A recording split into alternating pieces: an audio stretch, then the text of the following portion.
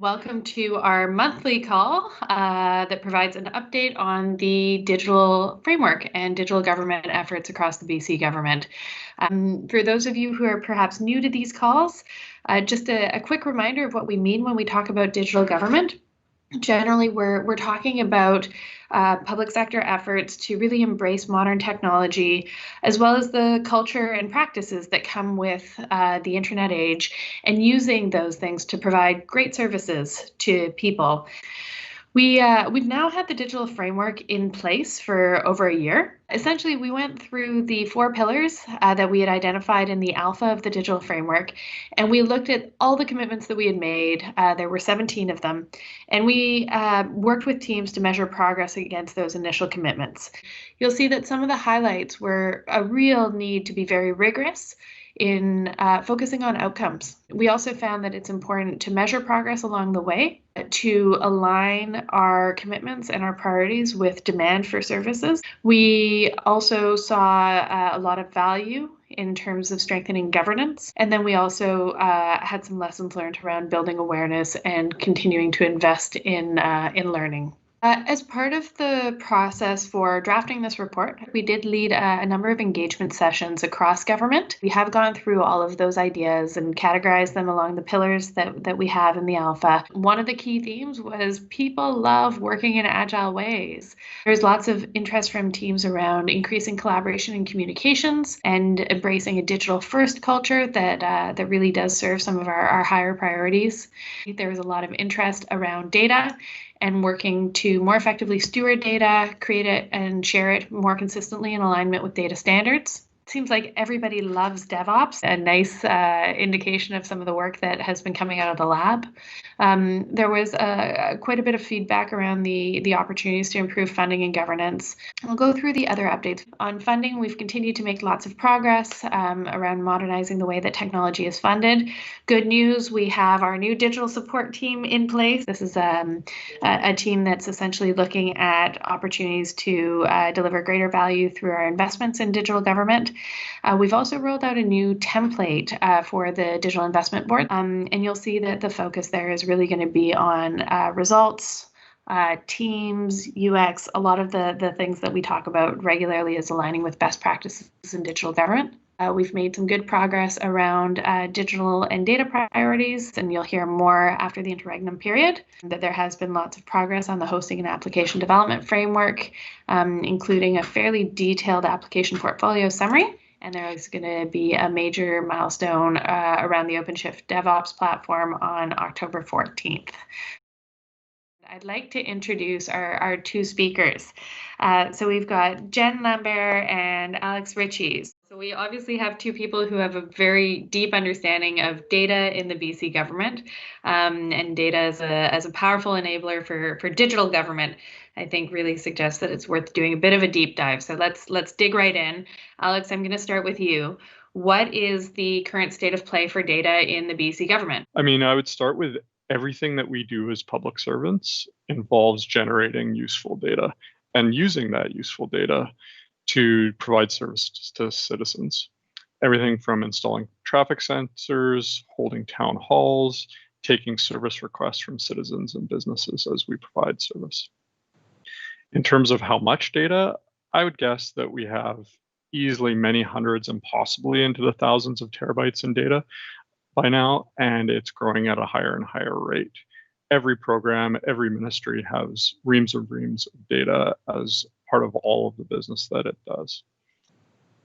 In terms of state of play, we're realizing more and more how valuable this data is to decision making across government when we manage it effectively, of course. And we're seeing that we need to grapple with cost-effective ways to store that data as it continues to increase. Sounds like lots of opportunities around leveraging data for decision making and optimizing storage. Let's hear a little bit about the history. How did we get to where we are now? What's the history of data in the BC government? Yeah, so like in many things, we can be proud of our leadership and our history of leadership in the data space. As BC, we were the first province to have a spatial data infrastructure. We were the first to have an open data policy in Canada as well. The natural resource sector in particular has been using the spatial data infrastructure and spatial data in general to support operational decision making for decades. And there's groups in social development and health that have been analyzing data to support policy making and decision making there for at least as long. So lots of great expertise in government. And we also have a really passionate data community. We have passionate data leaders on BC Data Council and its working groups that have helped to really move the data agenda forward. Originally, that was formed to get data out there as open data. And more recently, the group has broadened its scope to inform data management, talent management, literacy, and technology as it relates to data. From what I've heard, in the early days, or earlier days, let's say about 20 years ago, data was managed much more tightly. We had less data at that point. We had maybe one or two kinds of databases, a certain number of standardized fields. And the data at that point was kind of more similar to each other. It was pretty interoperable and more easily shared across systems. And now we have a much greater diversity, even in just our structured data. So at the same time that we have more diversity in data, we're also recognizing that we have complex problems from wildfire to poverty that need to be informed by data from across government. So we need to think of new ways to share and combine that diverse data from diverse places to be able to inform how we make decisions. Fascinating. It's neat to hear that evolution, sort of, the early investments in spatial data and that growing out into providing opportunities for sort of advanced analytics and whatnot. So Alex, I'll go back to you. We talk about the opportunities of digital government for service delivery and that sort of thing. What role does data play? Why does all this data matter? Great question, Jaimie. So, I mean, I would start right with service design. We're all, as you mentioned, it's a big part of the move forward in the digital government space. So how are we and how are teams around government using quantitative and qualitative information to understand what citizens want and how to provide that to them? Like, that's driven by data. Continuous improvement of our services and products. We need performance metrics to see what can be improved and where to focus that investment. Again, driven by data. Digital services, data is being exchanged between government and citizens. The data needs to flow from one system to another system in order to deliver services robustly, because that data needs to cross program lines. And in that space, let's be honest, those applications that teams build to provide services, they really need data to activate their value. So why does data matter? It just has a huge impact on our service experience that we provide. And if we don't, example is if we don't have good address data, something that my group is really passionate about, no matter how good we make the digital experience for reporting an accident, an ambulance is probably going to get to the wrong house and not be able to provide that service timely in an emergency situation.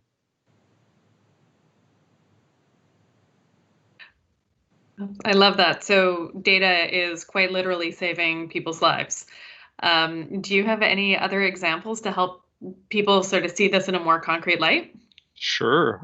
Currently, I'm sure many people on this call have registered for mail-in voting. So your addresses, that's data as you enter that, and that uses data services that we in the province provide to help make that a seamless and effective user experience. The COVID chatbot that was stood up in the early days of the pandemic, huge amounts of data are needed to train the AI in chatbots like that. Wildfire was mentioned, so operational effectiveness and informing the public is driven by data and analysis in real time. Things like the softwood lumber issues that our province has faced in the past, data analysis went into winning that dispute. And then another current effort that we see with our partners in the Attorney General is speed limits. So determining optimal speed limits to get to Vision Zero, zero fatalities and zero injuries. Again, saving people's lives. So this work clearly matters a lot. So Jen, given the importance of data, what are some of the things that we're putting in place currently in the BC government to strengthen our data practice? What are the enablers that we're focusing on? Sure. So I'll go back to the people. I think the people are really the enablers, those that are passionate about data and how to manage it. They're really the engine that drive all of this. And that goes all the way from DAC, the Data Architects Advisory Council, to Data Council, to the Deputy Minister Board on Integrated Data. There's a lot of people working together to move this forward. One of the strategies that I'm most passionate about is around accountabilities for data. This goes back previous to, but kind of came to light a lot in the open data days when we were starting to publish open data. It's not always clear who's accountable for a certain data set. And we have worked over the past couple of years, we've worked with the PSA to develop some accountabilities that really make it clear what the accountabilities are towards management of data. And that is now available on the job store, so you can add it to your job profile. If you are accountable for a specific data set, that can be codified in your job profile. Data literacy has also moved forward quite a bit. There's been some great work done there over the years, over the past couple of years with the Data Council and the working groups. We've created a data literacy curriculum with some great material, including self-assessments, a guide to data for better decisions, a guide to data commons. The policy group in government is working on the data management policy, which is really exciting for the data community to see that come to fruition. And we've also made some great progress on data standards and guides. The gender and sex data standard has been approved, and there's a guide that's in progress and should be available soon to help people apply that standard. There's also data registers, which is a really exciting concept, which will help us all work from a single authoritative data set and connect our applications to that single authoritative data set. Just make sure that we're all using accurate, up-to-date, verifiable data and not capturing the same data multiple times with different bits of incorrectness each time we collect it. So. That's fantastic. So there's a question that's come up in Slido that I'd like to ask you, Jen. Dave is asking for a little bit more detail on cloud. So can you give us a bit of a sense of the kinds of tech that we're looking at so that we can get ministries up to speed, and what's the relevance of that tech for data? Sure. So for cloud, we're actually starting with cloud compute and storage. There's lots of different sort of levels of cloud, but we're starting with cloud compute and storage because it is kind of the foundation. So our tactic is to partner with the federal government, who's done a lot of heavy lifting in terms of negotiating with cloud vendors and setting up a lot of security compliance as well. So we're leveraging from the work that they've done, and we're looking to have an MVP, aiming for late November to have that MVP available.